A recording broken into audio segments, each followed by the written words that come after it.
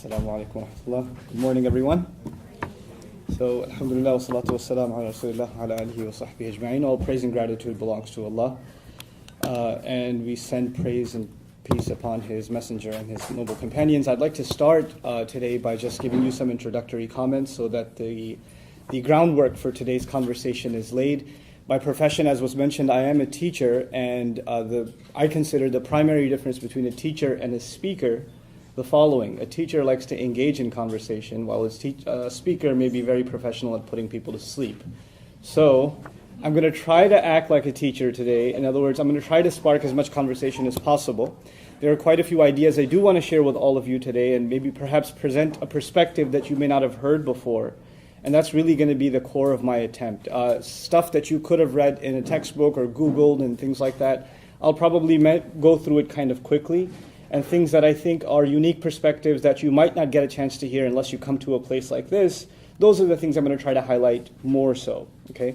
Now, you may have questions, and I'm sure you do, that have nothing to do with what I talk about, and that's absolutely fine. And you may have already come here with a bunch of questions of your own.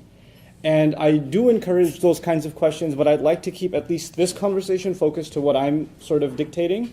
And in our breaks, in our breakout sessions, and especially the dedicated QA session, feel free to ask whatever you like. I don't claim to have the answer to any of your questions. What I can say is, hopefully I do have some, I can point you in the right direction for some of them, and perhaps if I can answer them, I will myself. Okay, so that's basically a little bit of an introductory orientation. Now let's talk about what my subject matter today is going to be. Basically, in this hour or less in this conversation, I have to share with you what Islam is about, and how to think about Islam. And what I'd ask all of you to do is to put your preconceived notions, and all of us have them, about everything, aside. Just pretend that you're like it was attempted that we're on a flight or something. Where you're sitting on a plane, next to you this guy, and you look at his like Abe Lincoln beard and you say, hey, so what's that about? And it's not Halloween, so what is that real? And then you say, and I say, okay, well, I'm Muslim. What's that? Never heard of it. Apparently you don't have CNN, but still. So we're having that kind of a conversation. Let me just tell you some stuff about Islam, okay? And if somebody wants to know about Islam, the first thing they want to know about, or they should know about from a Muslim perspective, what's the priority? Well, what's our faith? And our faith starts with faith in God. So I'll talk a little bit about faith in God Himself and what Muslims believe about God.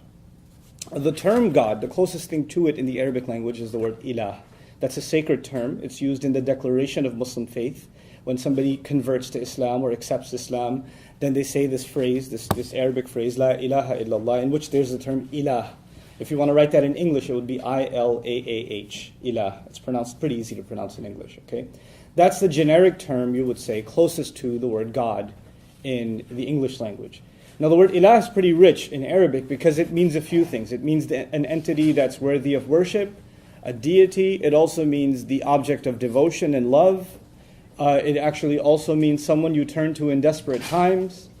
It also means someone you are passionately in love with and can't stop thinking about. There's a slew of meaning that comes from the word ilah. And ilah literally also means the thing you lean on, what you lean on. In other words, when you're exhausted, you lean.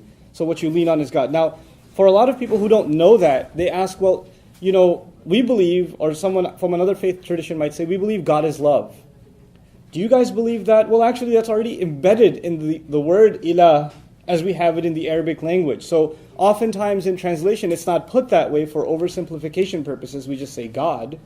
But the word God in the Arabic language, and as it's used in sacred text, is so rich that if we tried to do that for every word of the Arabic language, we wouldn't actually get a translation. We'd get like 8 synonyms per word, and then move on to and then 8 synonyms. It just wouldn't be functional language anymore. So that sort of thing can only come out in discussion and conversation, not really in translation. So we call Him Allah. His name is Allah. That would be spelled in English A-L-L-A-H, an emphasis on the L, okay, Allah. And we don't consider, there's difference of opinion among our scholars about what the word means. Some say it's the original name of God, true to God in all previous scripture as well. Interestingly enough, the Arab Christian tradition, which predates the Muslim tradition of Arabia, has been using the word Allah for God much before Muslims have. So, for example, to this day you will find, for example, Christians in Egypt, you'll find Christians in Lebanon, Palestine, other places, and their biblical tradition is actually pretty old. As a matter of fact, our Prophet even met Christians in the city of Najran at one point, and had interchange with them and discussions with them. And actually, they as well use the word Allah for God. So it's actually an ancient term for God across cultures. It's not even something limited to Islam. That's the first, or one of the things I wanted to highlight when we talk about the word Allah. Now, what do we believe about this Allah? First of all, we believe that He's one. He's unique. He can't be compared to anything. That there can't be any imagery or something that kind of limits the imagination to what He might look like or what He might be like. We also believe that He has perfect attributes. In other words, if He hears, His hearing is perfect. It's limitless. It's infinite, and it has no beginning and no end. His vision is the same. His wisdom is the same. His knowledge is the same. His power is the same. His mercy is the same. His love is the same. So we attribute three things to every quality of God. So I'd like to highlight those three things so everybody's clear about them. The first of them is that they have no beginning and no end. That God's, like my hearing has a beginning and an end, but God's doesn't. Allah's doesn't. It has no beginning and no end. The second of them is that it's infinite. That mine, for instance, if someone's talking on the other side of this wall, I can't hear, but God's is infinite. It's not. Allah's is infinite. It's unlimited. And the third is that my hearing or my seeing or any of my attributes, for that matter, are granted. In other words, I don't own my hearing. It was given to me. It was a gift granted. My seeing was a gift granted. But His is His own originally. In other words, all other things are granted their qualities from Him. They are a grant from Him, but His are actually originally His own. So just to see if you're still awake out there somewhere in the wilderness, what are those three things that make God's qualities unique? No beginning, no end. Good, that's one. I'll wait. I'll make this awkward. I love making things awkward. This is what I do. Huh? It's infinite. It's infinite, sure. Third? It's originally His own, but it's granted. Yep, originally His own. Originally His own, not given to Him by anyone else, right? So this solves a big theological problem for Muslims because we say things like a teacher is wise, and we also say God is wise. We say something like, a mother is loving. We also say God is loving. We will say things like, this car is powerful. We'll use the same attribute, powerful, for God. God is powerful. Well, how do we distinguish? Because the language, unfortunately, shares the word with us, with creation, and with God. Well, you keep these three distinctions in mind, and you won't fall into trouble. And what do I mean by falling into trouble is my next point. In any of these attributes of God, first of all, His oneness, His uniqueness, and in any of His other attributes, if the Muslim says that I attribute that sort of perfection in any way to anything else, then I'm committing the highest crime there is, blasphemy. That to the Muslim is blasphemous. You don't attribute that sort of perfection and that sort of limitless power in any way, shape, or form to anybody else except Allah Himself. No one else gets that. Everyone else, that, for example, life, the living. So God's life is infinite, it has no beginning and no end, and it's His own. My life, however, is finite, it has a beginning and an end, and as a matter of fact, it was given to me. Right? So if I attribute eternal life to someone else, that has no beginning and no end, or something like that, then I've considered the act of blasphemy. Now, we don't use the word blasphemy in Muslim tradition much. Even Muslims from different cultures use the same Arabic word. And that's another tangential point, but only 18% of Muslims on the planet are Arabs. 82% or more, roughly, are non-Arabs. So this is a religion that spans Europe, Southeast Asia, the Africas. Obviously, there's a significant population in the West, here in the United States, also Australia. There's about 1 million Muslims in Australia. It's a global phenomenon. And it's not even an ethnic phenomenon. It's not limited to one ethnicity. And for many, many, many centuries, well over a millennium, the majority has been non-Arab. So even though it started in Arabia, the majority of the people that carry the religion, with no political ties to Arabia even, have actually been non-Arabs. Okay? So this act of blasphemy, of attributing something that equates something else to God, is called shirk. I'll spell that out for you too, S-H-I-R-K. So nothing worse for a Muslim, from his faith perspective, nothing worse than shirk. S-H-I-R-K. Sounds like Shrek, so that's easy to remember, right? Nothing worse than Shrek for Muslims. That'd be confusing. But anyway, so that's the first thing about God. His perfection in every possible way, and how we're not supposed to be doing shirk. But that still doesn't answer a very important question. What do Muslims think God wants from them? What do they think God wants? What's their purpose in life? Why do you put them here on the earth? What are they doing here? So a few things that I want to highlight that, again, I think are unique perspectives. Some of these things you might already know, some you may not. So I'm going to just kind of bullet list them, and so you have kind of a concise view of how we see things in our faith tradition as far as our relationship with God is concerned. The first of them is our purpose in life. Our purpose in life is to find God in ourselves and to engage in a continuous struggle to submit to His will, to accept the fact that we were brought on this earth, and the greatest joy we will ever find is to actually be in servitude to Him. If we can find that willingly ourselves, then we have found our purpose in life. Willing, consensual servitude to God in any respect He wants. Now, when we say someone completely submits to someone else, or someone's completely under somebody else's will, then in the social sense, we actually consider that a form of slavery. In any other context, to take God out of the picture, when someone is in complete submission to somebody else's will, they do what somebody else says regardless of what area of life. In our jobs, there's at least a job description, right? So if you're an accountant, sorry to pick on accountants, then you're only working a certain number of hours, and you're not going to be asked to mop the floor unless the economy is really bad. You're going to be, there's a particular set of things you're supposed to do. Beyond that, if you're told to do them, you say, oh, that's not my job. I'm just an accountant, right? But when you're in absolute submission to another entity's will, in other words, you're in slavery, well, a slave owner can turn to the slave and say what? Mop the floor, do the accounting, wash the windows while you're at it, do my laundry, whatever. He cannot be told, well, that's beyond my job description, right? And obviously, I'm using the term slavery, and it has negative connotations. But I want you to understand something. That in one sense, we do actually proudly accept willing slavery to God as Muslims. We actually call ourselves abd in Arabic, literally meaning slave. I can't give you a politically correct translation. That's what it is. Abd literally means in Arabic, slave. And that is actually the call of God to us, accept yourselves as slaves of mine. Now, the difference, though, is slavery. Let's just compare slavery in every other context and slavery in the Muslim context to God. Slavery is willing or unwilling. Does someone enter into slavery willingly or unwillingly? Unwillingly. It's never like, hey, I've exhausted all other career paths, so might as well. No, it doesn't work that way. Never has, never will. Islam, our slavery to God is already unique because He's saying, فَمَنْ شَاءَ فَلْيُؤْمِنْ وَمَنْ شَاءَ فَلْيَكْفُرْ. By the way, whenever I quote something in Arabic, I'll translate immediately. Whoever wants, they can come and believe. Whoever wants, they can walk away. It's your choice. So it's already different because it's willing. Second, a slave would have to be a slave in every matter of life. Right? Everything he does is up to the master's whim. God basically says, it's very beautiful in Islamic literature, the Quran says, وَعَمِلُوا الصَّالِحَاتِ, which actually says they do the few good things expected of them. In other words, God didn't make a long, endless list of stuff you got to do. There's a very short list of do's and don'ts. Take care of this and you live your life. Take care of this and everything else, you do however you do it. And even those few things, they're actually very, very few. There are very, very few restrictions, and there are very, very few obligations. You meet those, and you're in the clear. Other than that, enjoy life. Do whatever else you want. And even in those few restrictions, what God continuously explains is He only put them there because not putting them there will put you in harm's way.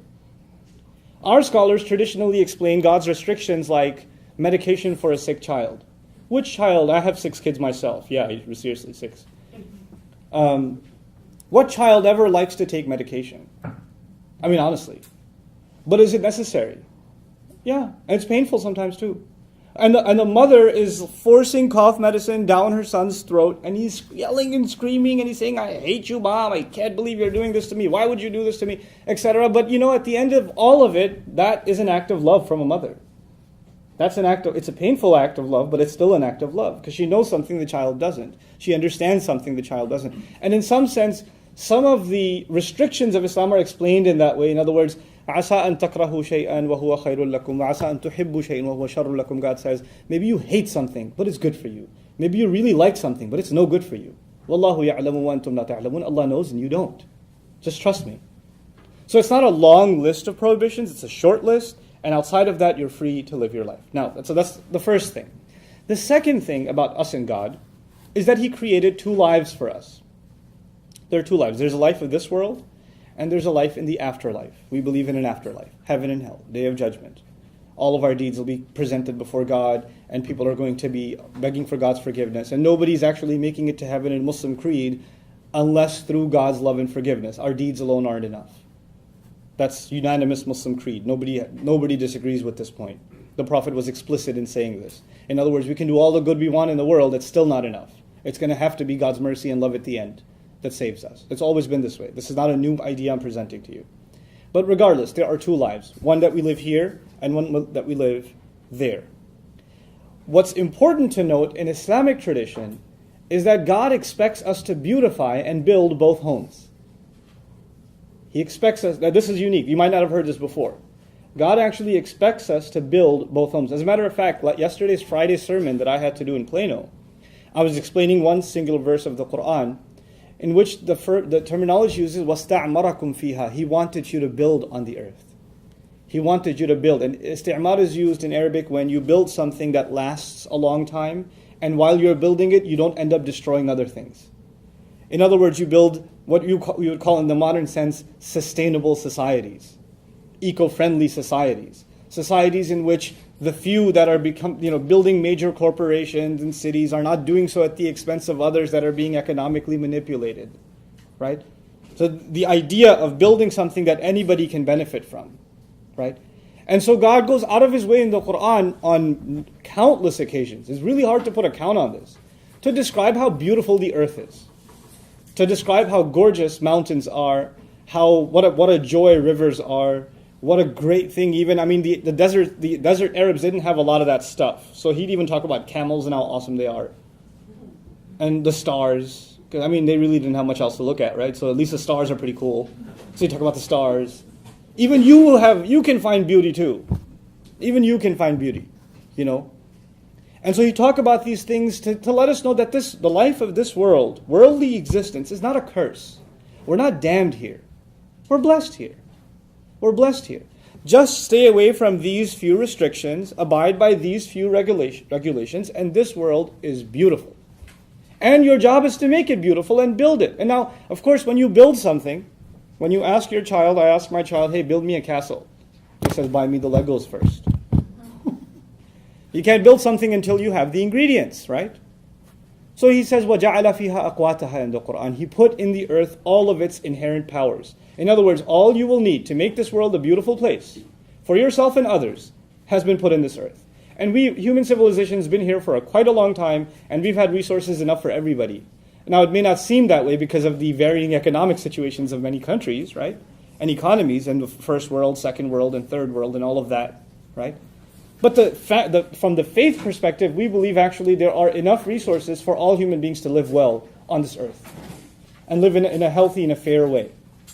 Okay, so that's our faith perspective on life in this world. You don't choose the next life for this life. You don't abandon the concern for the next life for this life either. You balance both of them. In other words, we live a spiritual existence while being involved, greatly in this world at the same time. So there's nothing materialistic for a Muslim in, for example, running a multi-million-dollar business. There's nothing wrong with that. However, there is something wrong if that's his goal. So that's the other subtle point.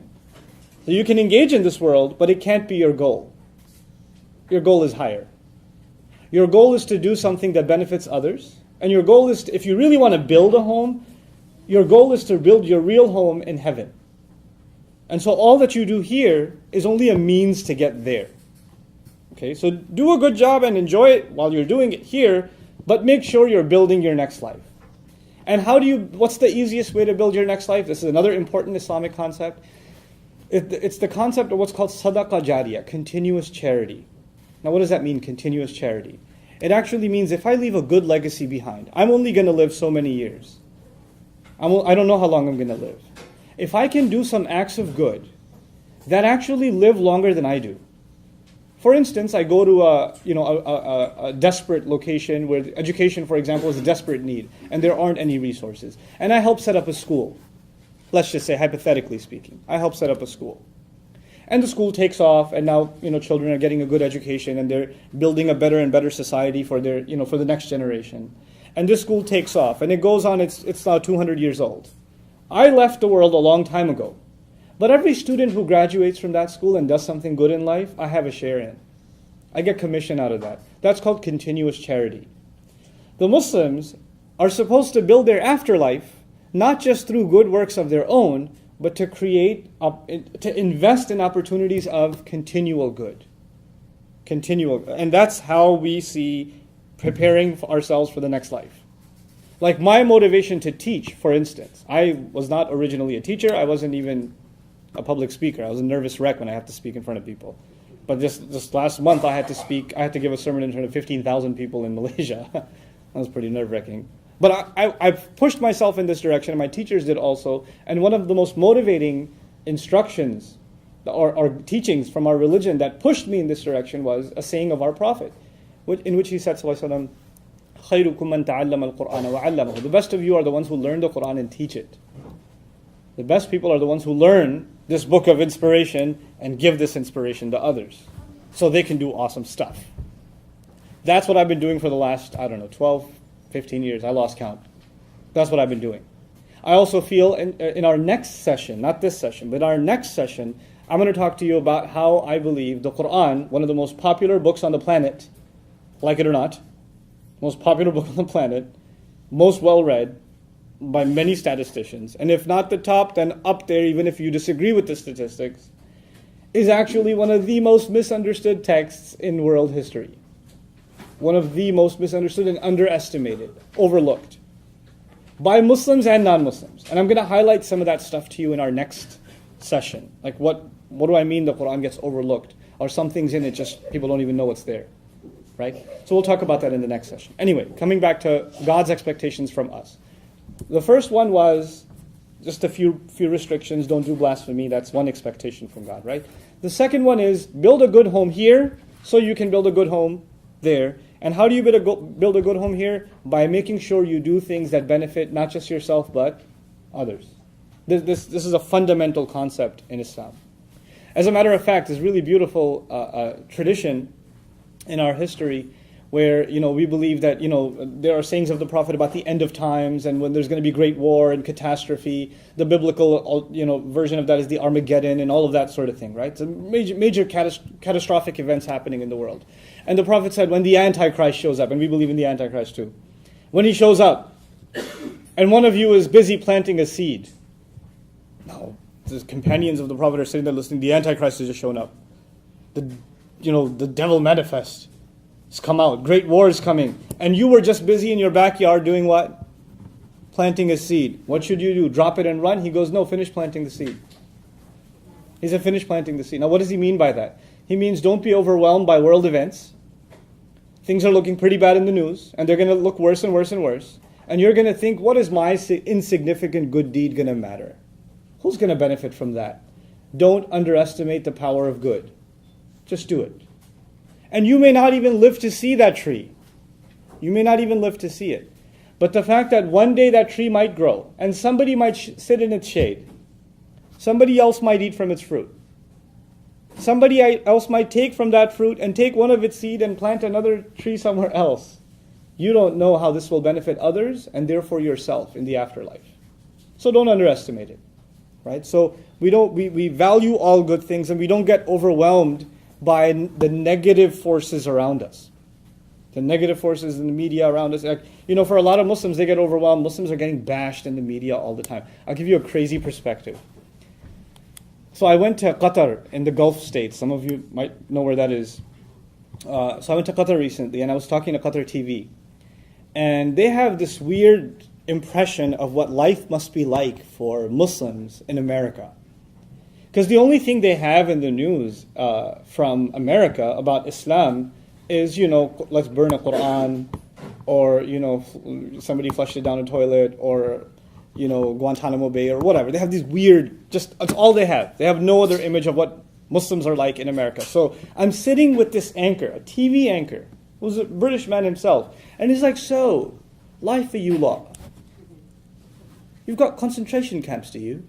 I was like, what? What are you talking about? It must be really hard being Muslim in America. I was like, I live in Texas. It was just like, it was just like, they let you? I had a great kick out of that. You know what's crazy? To them, I'm actually an ambassador of the United States. I have to tell them what life is like in America. Go figure. I have to tell them, no, it's great here. What are you kidding me? We have some of the best mosques and some of the most flourishing Islamic communities and youth groups and educational programs and good relations with churches in our neighborhood. And we got a lot of good stuff going on. But don't they hate you? It's like, some people might, but they don't really show up much. You know, people are curious. People want to know. People would like to hear. And I respect those of you that came here. I don't think it's easy. If I only knew about Islam from listening to the radio, if I only knew about, oh my God, if I knew there was a mosque in my neighborhood, I'd move. That's terrifying. So the fact that you're here to me is an act of bravery, honestly. But at the same time, I think there needs to be more acts of bravery. Oh, it's okay, baby. Okay, it happens. I'll wait, it's too distracting. It's okay. So what I was going to say, you know, I stop and give kind of moms their due because my kids do that all the time in the middle of my speeches. So it's all good. What was I talking about though? God, I forgot. Bravery. Bravery. You know, I learned something, and I recently started traveling, like internationally. I've been traveling across the U.S. for a long time. But one of the things that I've learned, and it's been a real life lesson, and it sounds cliche, but it's a true life lesson. It's so easy to dehumanize people and to simplify what they're all about without ever talking to them. It's so easy. For God's sake, you could just say, oh, all of them are like, and you can fill in the blanks yourself.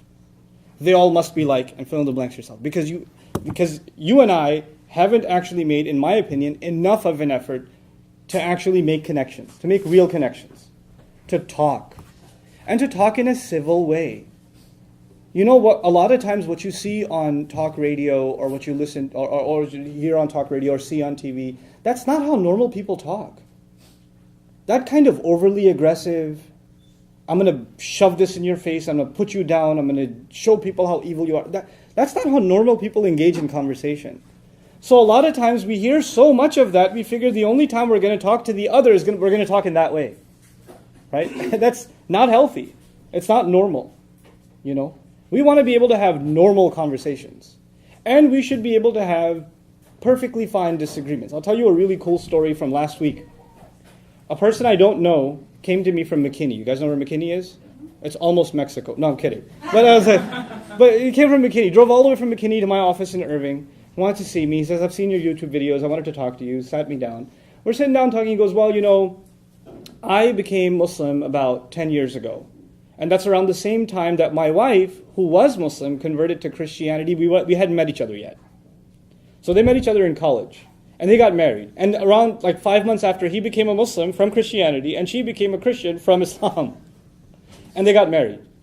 Okay? And they have, 3 kids, and they're living together, and he's very devout in his Islam, and she's very devout in her Christianity. I mean, her dad went on to become a pastor, and her brother's becoming one too, and they're very devout in their Christianity. And they talk about their faith all the time, but they never fight.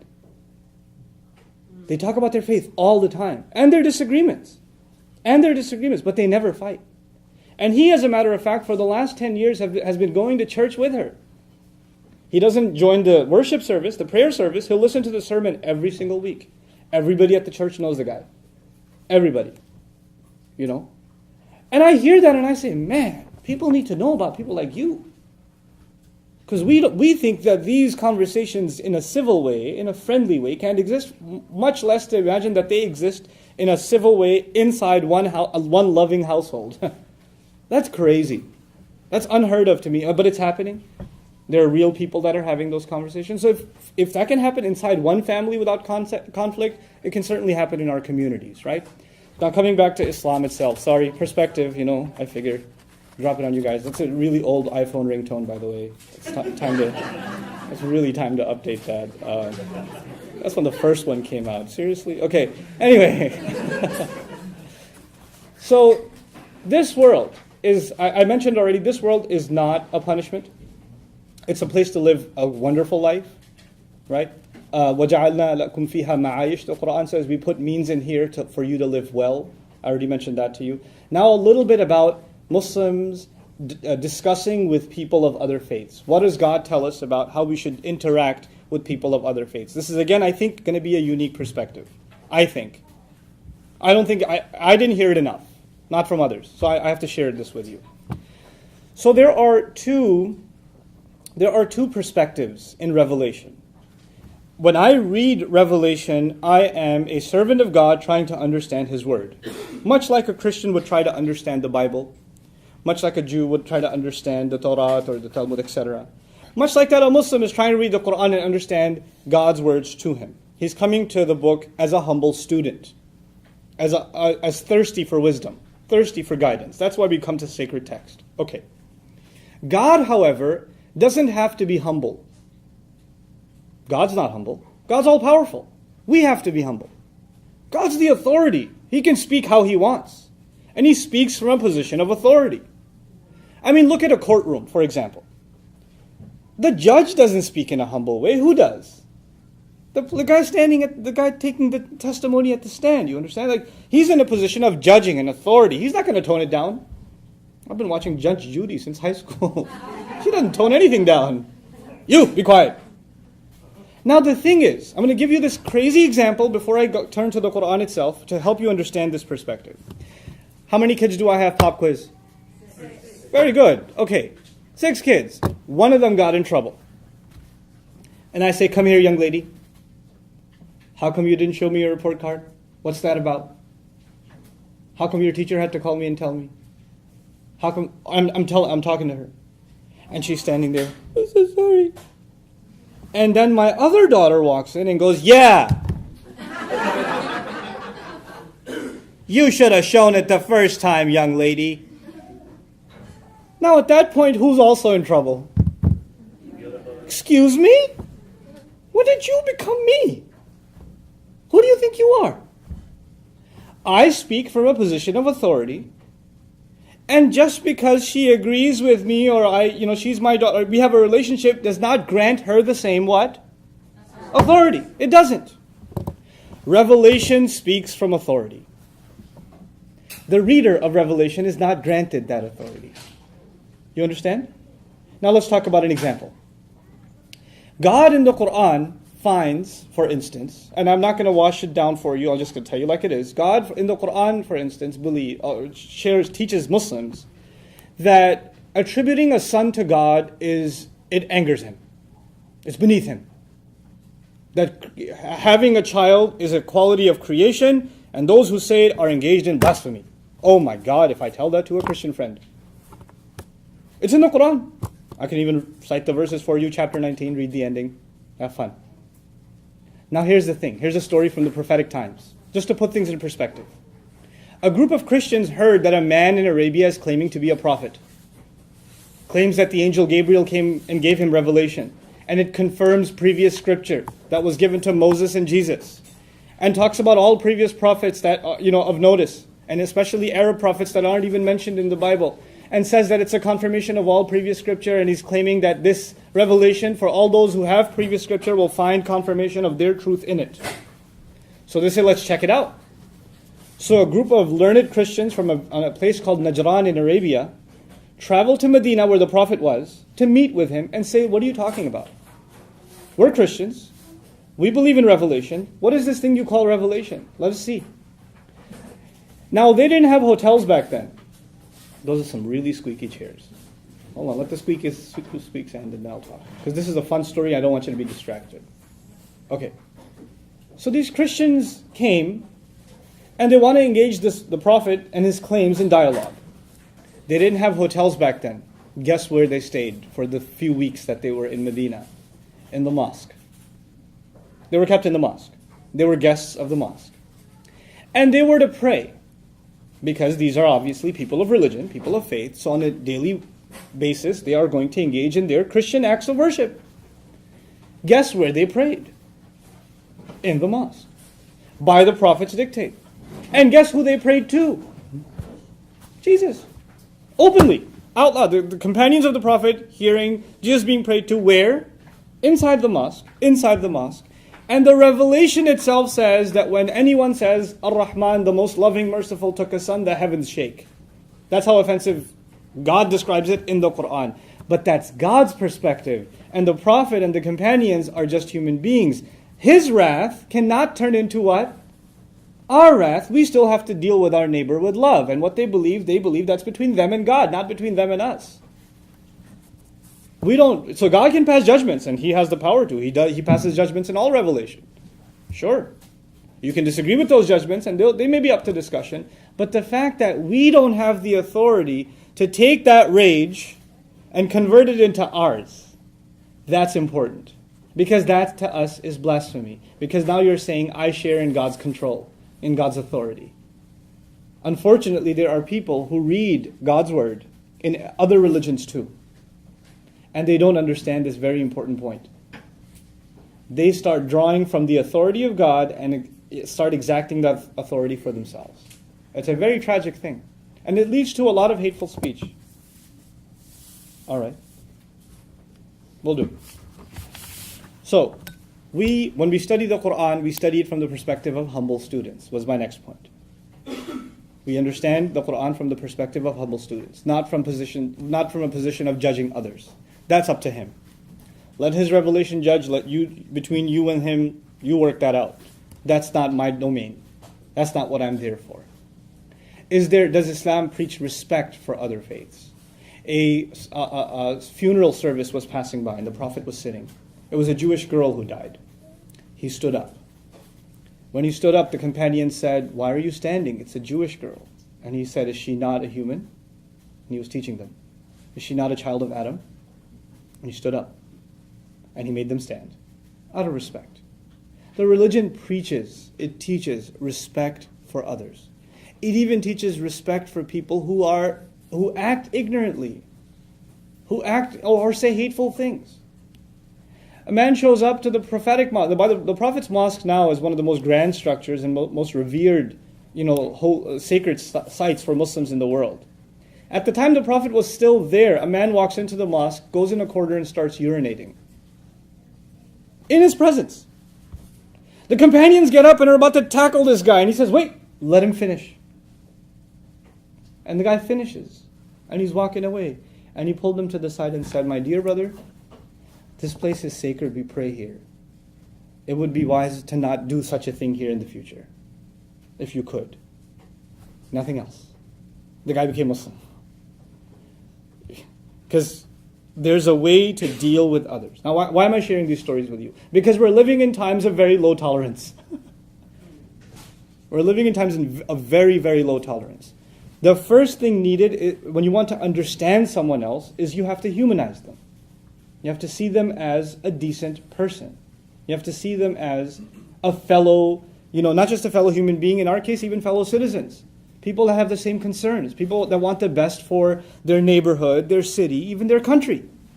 If you don't see them that way, there's no point in conversation, because the preconceived notions can override any hopes of civil conversation. They override them. They undo them. And so these are a few things that I thought were priority in highlighting in our conversation today. Of course, Muslims pray 5 times a day. We fast in the month of Ramadan. We have this really, really cool ritual called the Hajj. I'd love to tell you all about it. It's the commemoration, it's the celebration of the legacy of Abraham and his sacrifice. Right? Those of you that come from Judeo-Christian backgrounds believe in Abraham and his sacrifice, of the many sacrifices he made for the sake of God. We have this yearly worldwide convention that celebrates his sacrifices. It's called Hajj. We go and we sacrifice animals in the millions and give them in charity in Mecca. We actually go around, if you've seen pictures of Mecca, that house we believe was built by Abraham. The animals we sacrifice are actually a commemoration of the alternate sacrifice he made. We give the animals in charity. And then on top of that, we pass by these three places and we pebble. There are three monuments, we pebble them. They're considered pebbling the devil. It actually commemorates that when he was taking his son for the sacrifice, the devil came to him 3 times and tried to stop him. And symbolically, he threw pebbles at the devil to shoo it away, because he was going to make a sacrifice for the sake of God. And that's a part of our ritual at Hajj, at that pilgrimage. So actually, Abraham is a really heavy figure in Islamic discourse. We consider ourselves a very Abrahamic faith.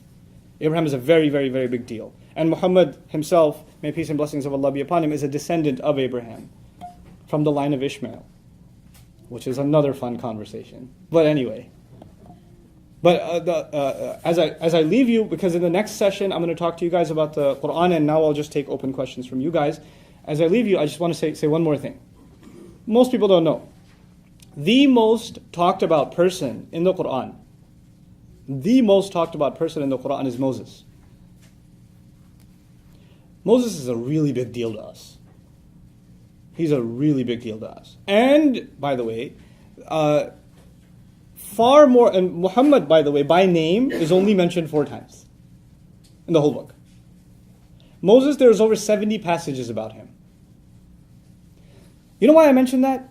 I mentioned that because a lot of people think Muslims are anti-Semitic. They hate Jews. Moses.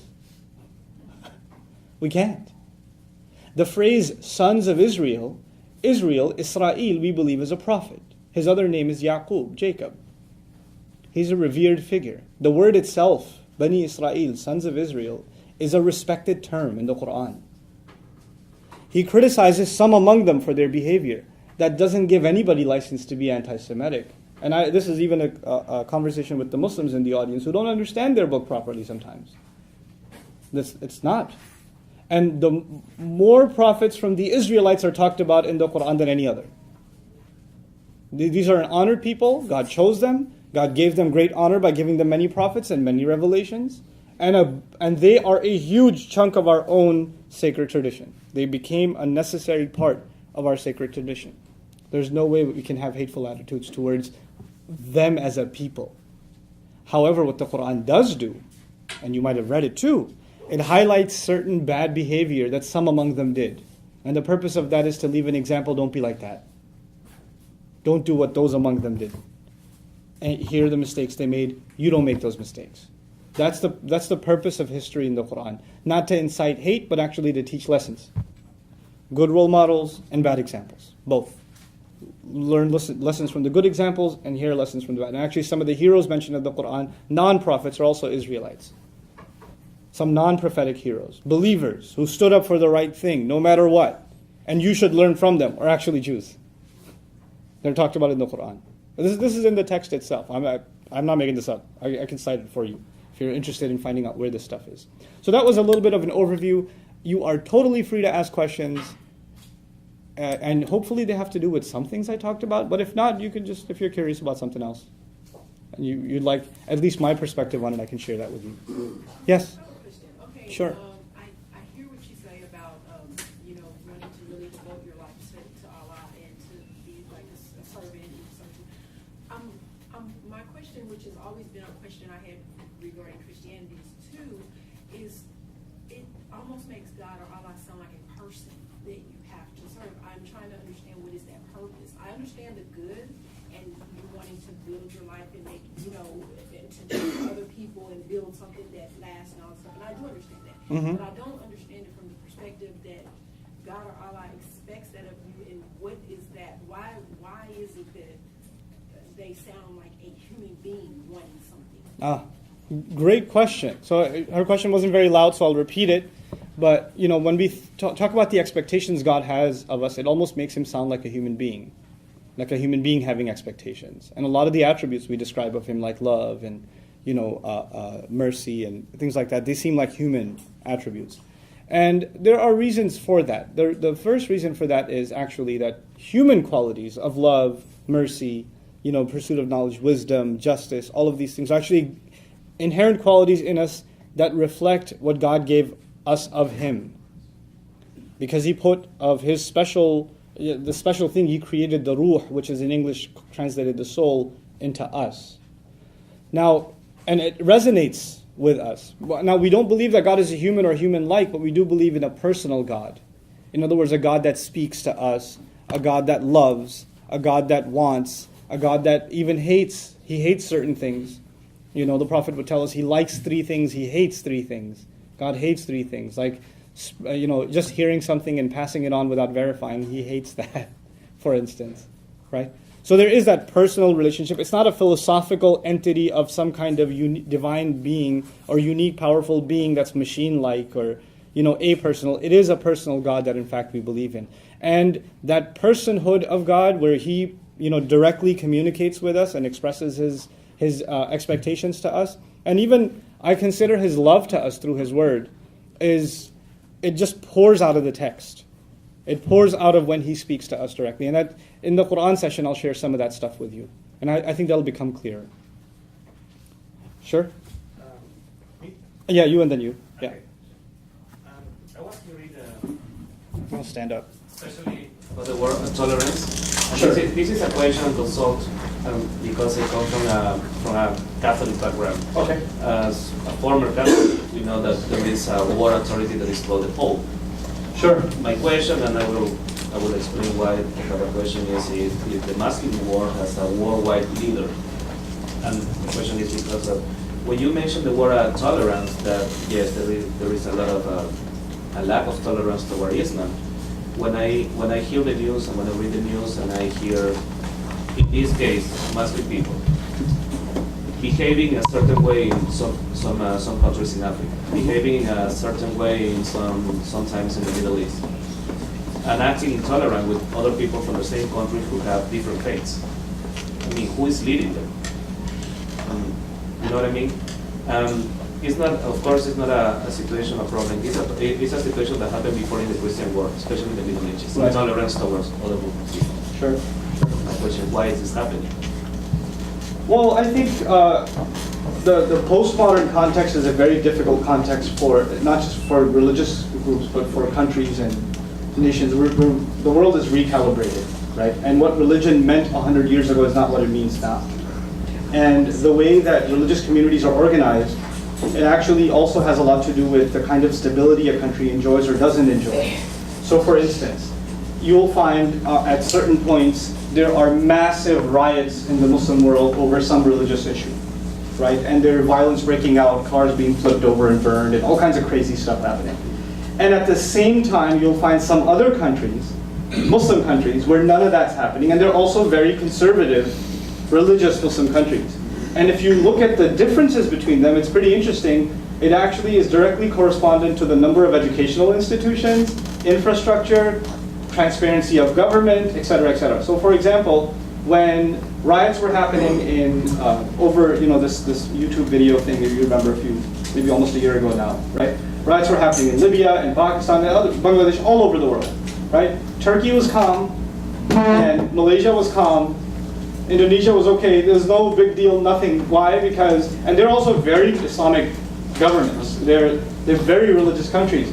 But I think a lot of the chaotic situation actually has to do with a lack of education overall, not just religious, but lack of education, lack of economic opportunity, lack of infrastructure, corrupt government institutions from the bottom up. So from the village, you have the village leader who sucks up all the money, and the farmers are starving. And then from there on, in the city governments and other, it builds. And that kind of frustration, it's like people are ready to explode. You just need to give them a very small reason. And it goes on fire.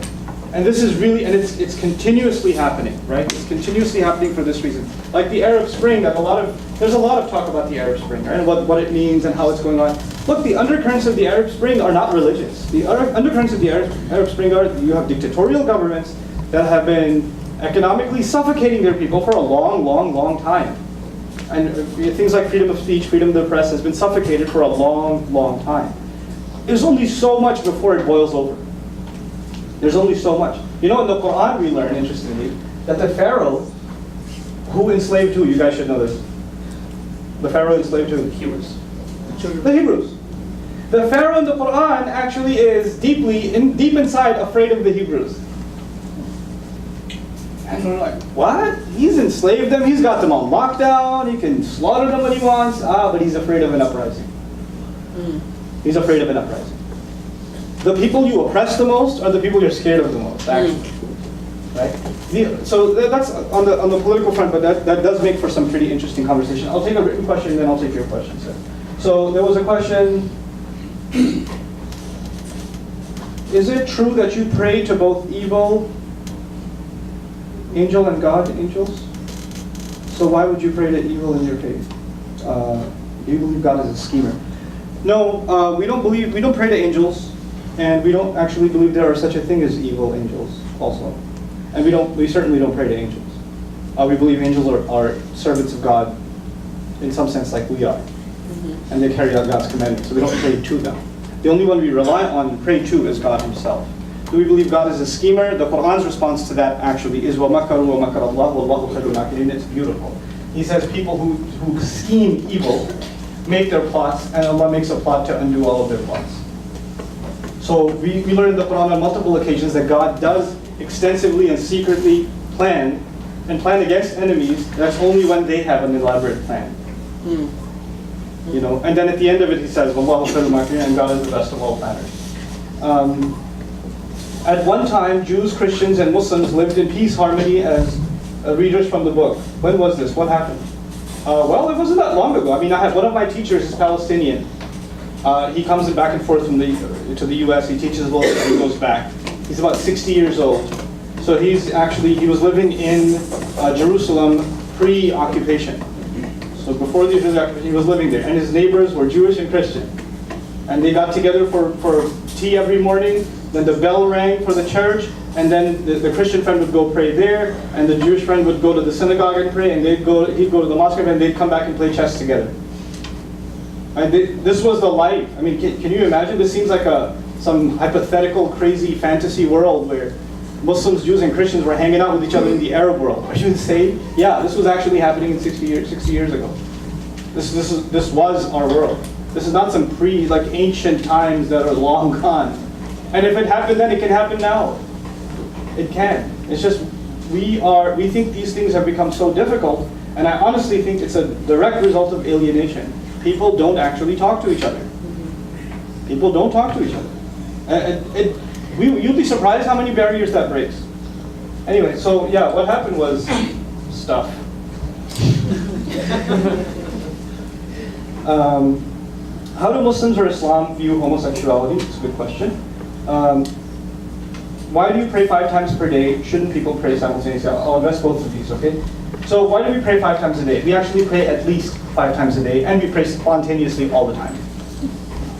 That hopefully answers that question. So you got to meet a minimum requirement. Okay? You meet a minimum requirement, you show up, and you report back to God after a few hours and say, hey, Lord, I did this. And you recite his revelation, stand in front of him, drop everything else, refuel like a car, then go back out there. Then engage the world, and a few hours later come back, talk to him again, drop everything else, refuel, go do it again. So that's 5 times a day. And we do, as a matter of fact, pray spontaneously all the time. All the time. And on top of the spontaneous prayers, we have even situational prayers. A prayer to enter the mosque, to leave the mosque. A prayer to go into the bathroom to seek refuge from filth. A prayer when you leave the bathroom, to thank God for leaving your body of what would have been harmful to it. Just, we utter words, special words for occasions, just to remind ourselves. They're prophetic prayers for beginning your food and finishing your food, putting clothes on, buying new clothes, entering into a store, walking out of a store, going to work, getting in your car, getting out of your car. They keep coming. So many questions. Okay. So what was the other thing? Homosexuality. Islam gave us the right, Muslims the right, to judge behavior, but not people. Who gets to judge people? Allah does. That's it. Done deal. He says, our revelation believes homosexuality, the act itself, the final act itself is wrong. The tendency itself, the Quran is silent on. It didn't give a position on when somebody has those feelings and somebody has that thought and they're fighting that urge, etc., etc. then actually, historically in Islam, there have been counseling even 1,000 years ago. There were people who reported to have those feelings, and they were given the counsel to fight their urges, but not engage in the act itself. The act itself is considered evil, and it's considered the same as fornication, an act outside of marriage. So Islam has a pretty strong stance on that too. That is not to say that if somebody, a homosexual sitting in the audience, that I'm going to judge them. I don't have any license to. I have no such license. And that's really that line that so many people fail to draw. So many people fail to draw. Look, and there are things Islam says, many Muslims, for example, in the United States aren't very practicing. Right? They don't really practice a lot of the regulations I talked about. The few of them, they don't practice them. But that doesn't change the fact that those are the regulations. So if I was asked to talk about Islamic regulations, I wouldn't say, well, maybe I shouldn't talk about this to a crowd that's not that practicing, they might find it offensive. No, you can do what you want. That's not my business. My business is to tell you what it says. You decide what you do with that. That's not me, But that is its stance. We do not condone the homosexual act itself, and it's talked about in the nation of Lot is mentioned in the Quran, and that discourse with the angels, that story. I think the biblical narrative is there too. That is in the Quran. Sure. Please provide citation of Beautify This World that you mentioned earlier, Surah number 7. Surah number 7, first 2 pages somewhere. I'm not digital, but I can pull it up for you if you come to me after the break. Could you elaborate on your understanding of evil? Where do you believe evil comes from, and what do you understand Satan to be? Satan is a jinn. There are 3 kinds of creatures that have choice: human beings, angels, and jinn. Jinn, we believe, are made of smokeless fire. We believe that Satan was a jinn. The difference between angels and the rest is that angels obey God unconditionally. They are creatures of light, and they obey God unconditionally.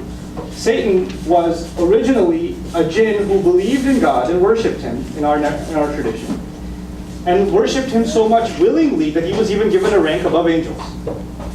So he commanded an army of angels, even though he himself wasn't one.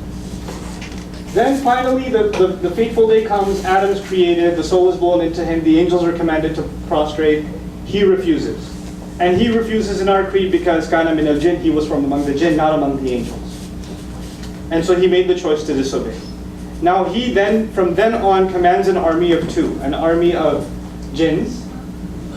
Not all. Some jinns are Muslims. Some jinns accept the faith, because they are creatures of choice also. And an army of people who don't even know he's controlling them. So he's got 2 that work with him, that are both talked about in the Quran. We believe that about evil, it's not something that's talked about in the Quran as a separate entity. But we do say, وَالشَّرُّ لَيْسَ إِلَيْكَ. We don't attribute evil to God ever. In the next session, I'll talk to you about how the Quran talks about evil, and I think it will highlight our stance on evil a lot better. I talked about the good things as well. That's good. Is your God, Allah, considered a loving God? You can answer that for me? Can you answer that for me? Yes. Why? Where do you get that from? Because from the word I gave you in your notes that one of you wrote down, what was that word? Ilah. Ilah. The word ilah, which is the Arabic word for God, actually includes obsessive love and the object of love, and love itself is included in the meaning. And that's not some meaning that you'll find in a modern dictionary. As a matter of fact, that's the classical Arabic meaning of the word. Aliha ila fulan, to be obsessively be in love with someone and to incline towards them.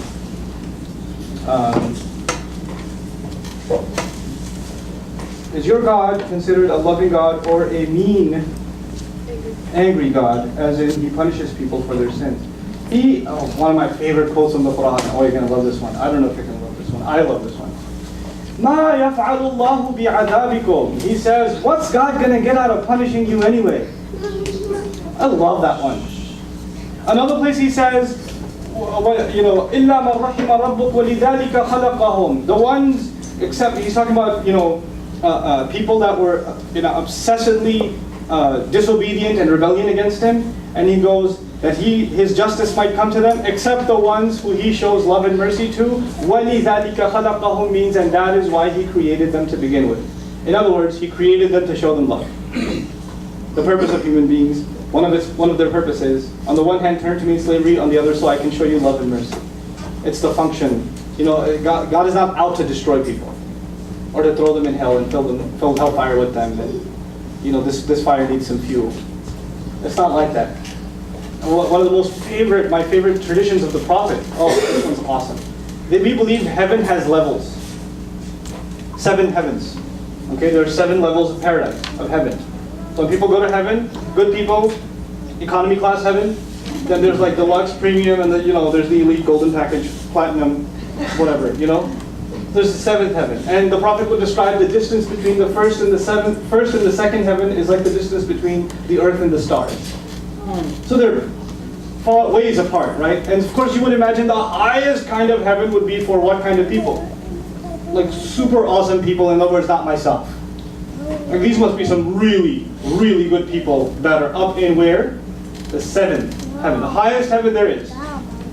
The Prophet tells us that God built a house in the 7th heaven for every human being on this earth. He built a house on the 7th heaven for every human being since Adam. Some people didn't want to go. Some people just refused. The house is waiting though. You know what that tells you? What that tells you is God has an expectation that you'll make it. He's already signed you on, not signed you off. You know how some teachers write you off? Sometimes parents write their kids off. He's not written us off.